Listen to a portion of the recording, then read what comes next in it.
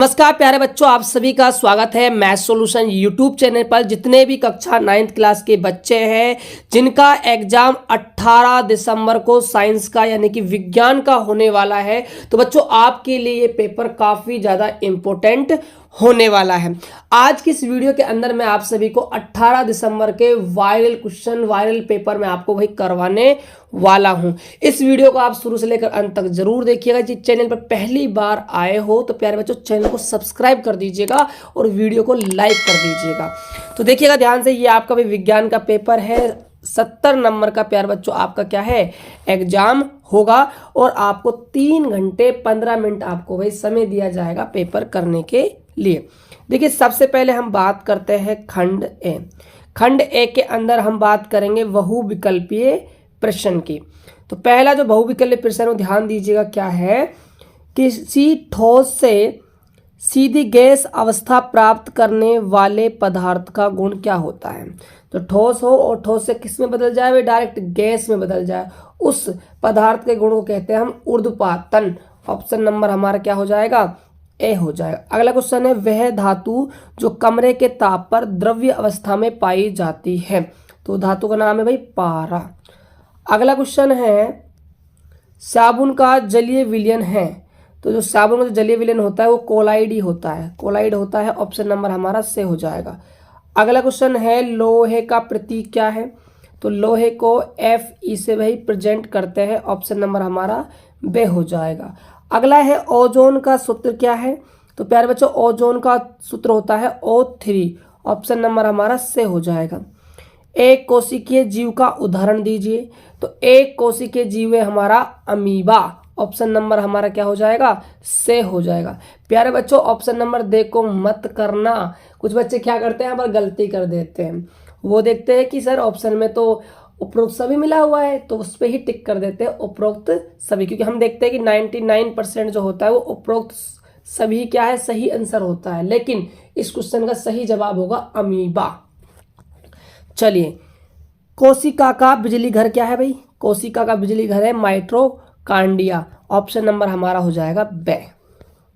आगे देखिएगा, सजीवों की संरचनात्मक एवं क्रियात्मक इकाई क्या है भाई। तो क्या है, कोशिका है। ऑप्शन नंबर बे हो जाएगा। निम्न में से किस पौधे से तेल प्राप्त होता है। तो तेल किस पौधे से प्राप्त होता है, सूरजमुखी से। ऑप्शन नंबर हमारा बी हो जाएगा। वेग में परिवर्तन की दर यानी कि dv/dt की बात कर रहा है, ये हमारा क्या होता है भाई, त्वरण होता है। तो त्वरण यानी कि ऑप्शन नंबर हमारा से हो जाएगा। आगे देखिएगा, 4 न्यूटन एवं 3 न्यूटन के दो बल एक ही वस्तु पर विपरीत दिशा में कार्यरत है, कण पर बल का परिमाण होगा। देखिए एक तो बल आपका F1 है 4 न्यूटन, F2 जो बल है आपका वो कितना है, 3 न्यूटन है। तो ज़्यादा में से हम कम को माइनस करेंगे, 4 में से हम 3 को माइनस करेंगे तो हमारा 1 न्यूटन भाई क्या है, बल निकल कर आ जाएगा। तो ऑप्शन नंबर हमारा क्या हो जाएगा, सॉरी बच्चों, ऑप्शन नंबर हमारा हो जाएगा से। ठीक है, चलिएगा अगला क्वेश्चन क्या है, दो वस्तुओं के मध्य लगने वाला गुरुत्वाकर्षण बल निर्भर नहीं करता। तो फॉर्मूला होता है भाई गुरुत्वाकर्षण बल का, F बराबर में G(m1m2)/r का स्क्वायर। जी है गुरुत्वाकर्षण स्थिरांक, इस पर भाई निर्भर करता है। ठीक है, और जो R है वो वस्तुओं के मध्य की दूरी, इस पर निर्भर करता है। वस्तुओं के द्रव्यमान के गुणनफल पर भी निर्भर करता है, लेकिन वस्तुओं के द्रव्यमान के योगफल पर भी निर्भर नहीं करता। उसका रीजन क्या है भाई, यहाँ पर दोनों जो वस्तु है उनका द्रव्यमान क्या है, मल्टीप्लाई होता है, योग नहीं होता है। ठीक है, तो ये आपका निर्भर नहीं करता है, ये पूछा गया है, इसीलिए आपका ऑप्शन नंबर दे हो जाएगा बिल्कुल सही जवाब। तो ये थे आपके भाई ऑब्जेक्टिव क्वेश्चन। अब देखिएगा रिक्त स्थान वाले क्वेश्चनों की हमें क्या है पूर्ति करनी है। तो हमारा क्वेश्चन नंबर 2 का पहला है कि बर्फ का गलनांक होता है। तो प्यारे बच्चों बर्फ का जो गलनांक होता है, यदि केल्विन में बात की जाए तो 273 केल्विन होता है, डिग्री में बात की जाए तो 0 डिग्री सेल्सियस होता है, और फ़ारेनहाइट में 32 होता है भाई। ठीक है, इनको आप अच्छे से याद कर लीजिएगा। वायु में ऑक्सीजन की मात्रा होती है। तो वायु के अंदर जो ऑक्सीजन है वही 21% क्या है, ऑक्सीजन पाई जाती है। कोशिका की खोज किसने की थी भाई, रॉबर्ट हुक ने। किसने, रॉबर्ट हुक ने की 1811 में। ठीक है, खाद में खालिस्तान पदार्थों की मात्रा अधिक होती है कार्बनिक। कौन से पदार्थ होते हैं भाई? कार्बनिक पदार्थ होते हैं, तो कार्बनिक आ जाएगा। अगला देखिएगा, वस्तु की प्रारंभिक, ये मान लो प्रारंभिक है, वे अंतिम स्थिति, ये मान लो अंतिम स्थिति है। प्रारंभिक पॉइंट ए मान लो और अंतिम पॉइंट क्या मान लो? बी मान लो।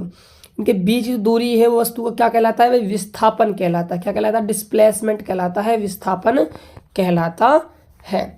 चलिएगा अगले क्वेश्चन की बात करते हैं। क्रिया तथा प्रतिक्रिया बल समान तथा क्या होते हैं भाई? विपरीत होते हैं। ये आपका यहाँ पर विपरीत सही जवाब हो जाएगा। अगला है आपका क्वेश्चन नंबर 3, अति लघुरात्मक प्रश्नों का आपको भाई जवाब देना है। देखिएगा, चंद्रमा किसकी परिक्रमा करता है? तो ये जो है भैया पृथ्वी की, अर्थ की क्या है भाई? परिक्रमा करता है। उत्प्लावन बल किसे कहते हैं? जो वस्तु पर भाई ऊपर की ओर लगता है उसको हम उत्प्लावन बल कहते हैं।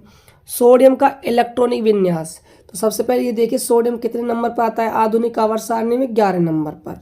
तो इलेक्ट्रॉनिक विन्यास हो जाएगा 1s2, 2s2, 2p6 और आपका 3s1। ये आपका इलेक्ट्रॉनिक विन्यास हो जाएगा। अगला है डीएनए का पूरा नाम लिखिए। तो डीएनए का पूरा नाम है डीऑक्सी राइबोन्यूक्लिक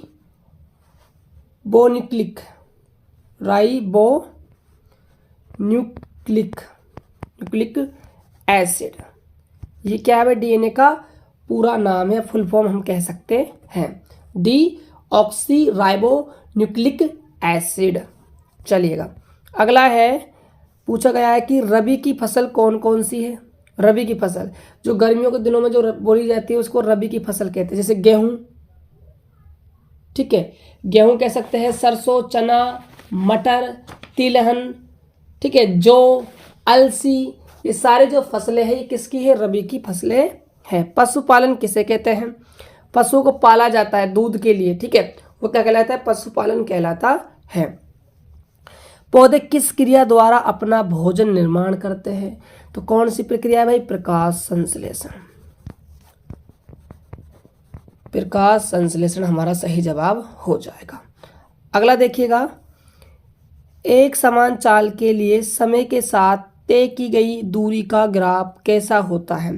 तो एक समान चाल है प्यारे बच्चों, तो सरल ग्राफ होगा, सरल रेखा ग्राफ हमारा आंसर हो जाएगा। आगे देखिएगा, सरल रेखी गति के 2 उदाहरण बताइए। अब 2 उदाहरण देने हैं आपको सरल रेखा गति के। तो एक तो आपको हो जाएगा सड़क पर कार की गति और एक रेल की सीधी पटरी पर गति। ये आप 2 उदाहरण यहाँ पर लिखकर आ सकते हो। अगला क्वेश्चन है, एक गतिशील साइकिल पर घर्षण बल किस दिशा में होता है? तो ये लगता है साइकिल की गति की विपरीत दिशा में भाई। चलिए, एक बास्केटबॉल तथा उसी आकार की धातु की बनी वस्तु में किसका जड़त्व अधिक होगा? तो जो धातु की वस्तु है उसका भाई जड़त्व बास्केट की बॉल से क्या है? ज़्यादा होगा। ये आपको लिखकर आना है, ठीक है। एक वस्तु पृथ्वी से चंद्रमा पर ले जाई जाती है तो उसके भार पर क्या प्रभाव पड़ता है? तो मान के चलिए वो पृथ्वी पर उसका जो भार था वो मान के चलिए 60 था, ठीक है, तो चंद्रमा पर वो पहुंच जाएगा ना, तो इसका भाई 1/6 हो जाएगा, यानी कि ये घटकर कितना हो जाएगा? 10 ही हो जाएगा भार, यानी कि 1/6 गुना हो जाता है भाई, ठीक है। चलिएगा अगला क्वेश्चन है क्वेश्चन नंबर 4, निम्नलिखित पदार्थों के उनके कणों के बीच बढ़ते हुए आकर्षण के अनुसार व्यवस्थित करो, ठीक है। संतृप्त विलयन किसे कहते हैं? निम्न को पृथक करने के लिए आप किन विधियों को अपनाएंगे, ठीक है, देख सकते हो यहाँ पर। अगला है, निम्नलिखित यौगिकों के रासायनिक नाम लिखिए। ये कैल्शियम कार्बोनेट, ये पोटेशियम सल्फेट, ठीक है। केंद्र के कोई 2 कार्य बताइए। लाइसोसोम को आत्मघाती थैली क्यों कहते हैं? गति का प्रथम नियम क्या है? प्रणोद क्या है? ठीक है यार बच्चों, आगे देखिएगा। क्वेश्चन नंबर 12 आप पढ़ लीजिएगा अच्छे से। क्वेश्चन नंबर 13 देख लीजिए। क्वेश्चन नंबर 14 देख लीजिए। क्वेश्चन नंबर जो 15 है ये आपका न्यूमेरिकल क्वेश्चन है, इसको मैं करवा देता हूँ, ठीक है। बाकी क्वेश्चन आप खुद से तैयार कर लीजिएगा। अगला क्वेश्चन देखिए क्या है। क्वेश्चन नंबर 15 कि एक बस जो है 120 किलोमीटर पर घंटे के वेग से चल रही है, तो वह 30 मिनट में कितनी दूरी तय करेगी। आपको दूरी का मान भी बताना है। तो फॉर्मूला होता है चाल बराबर दूरी बटा समय। तो दूरी निकालोगे तो यहाँ से आपका फॉर्मूला बन जाएगा चाल गुणा में समय।